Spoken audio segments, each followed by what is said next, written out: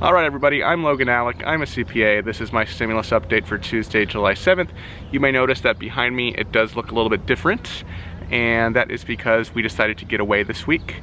It is just too doggone hot where we live, 90s, 100s, so we decided to drive an hour to the coast where it's 20 degrees cooler, and that's where we're gonna be this week, or for as long as I can put up with the slower internet here than we have at home. All right, let's move on to stimulus. Big stimulus news yesterday, I made a dedicated video about it, was Mitch McConnell, in response to a question about the possibility of another round of stimulus checks and the next relief bill, said that there could very well be. And then he immediately started talking about how those who are hardest hit by the pandemic are those who make $40,000 or less, okay?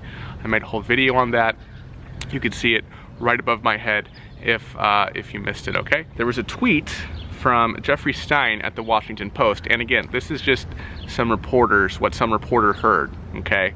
But he said, McConnell didn't just throw out $40,000 as a cutoff haphazardly. Consensus within GOP is moving that direction, which would sharply limit eligibility. Okay, so at least according to this guy from the Washington Post, that 40K is not just McConnell's opinion, but it seems to be a quote-unquote consensus within the GOP, at least according to Jeffrey Stein at the Washington Post. Please take that with a grain of salt, right? He is just one individual person at the Washington Post making this statement, but I found it interesting and thought I would share it with you.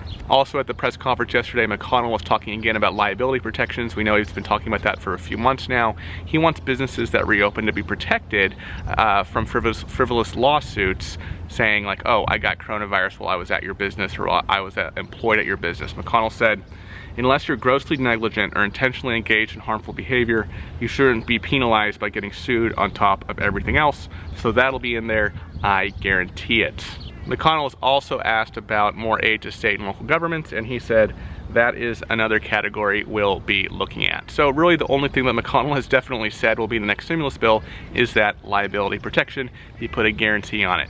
Everything else seems to be up for grabs, including stimulus checks, but I do take McConnell's words yesterday as a good sign with respect to stimulus checks being in the next round of coronavirus legislation, albeit it may be a bit more targeted than that first round was. Yesterday, White House Chief of Staff reconfirmed that Donald Trump is in fact very supportive of more stimulus checks, but he also said that other critical components must be incorporated in any forthcoming economic aid package to further alleviate the financial strain from the pandemic, such as payroll tax cuts and incentives for manufacturing to return to the United States from overseas. If you remember Peter Navarro, what he said a few Fridays ago, his big thing was manufacturing, right? He said a big focus of the White House is manufacturing. We haven't heard a lot about that since then, other than what Mark Meadows said yesterday, where a big push will be for manufacturing to return.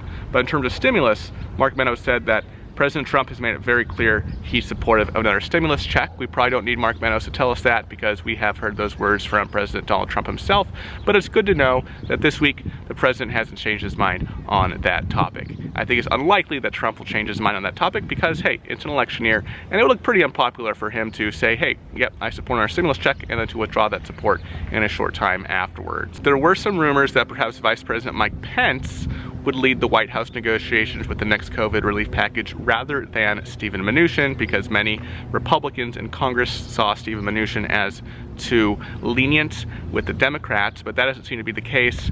Mark Meadows said that the White House negotiations led by Treasury Secretary Steven Mnuchin will take place in the second or third week of July to address what the real needs are.